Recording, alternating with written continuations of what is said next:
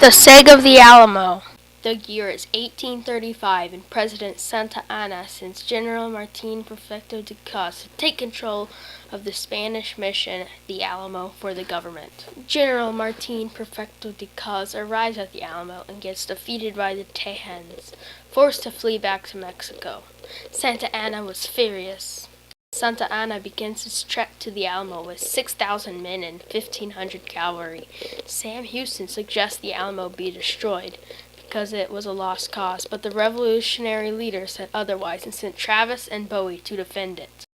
Early one morning, a sentry spots 1,500 Mexican cavalry approaching the Alamo. Warning Travis and Bowie, instead of fleeing, they had the perfect opportunity to. They barricaded themselves into the Alamo.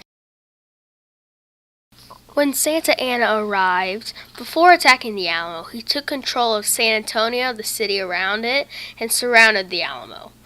With 14 cannons mounted along the walls and Kentucky rifles and muskets, there are 150 men in the Alamo arrive at Mexican lines, but only 32 are able to sneak in to the Alamo, bringing the total up to only just 87 men.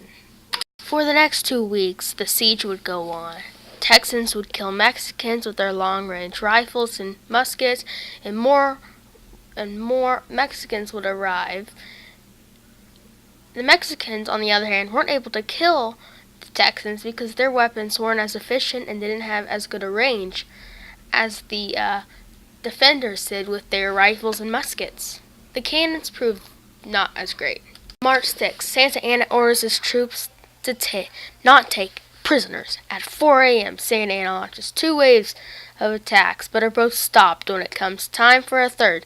2 cannons make a big hole, letting in 3,000 troops, and Texans defend with the rain of fire and eventually need to use hand-to-hand combat.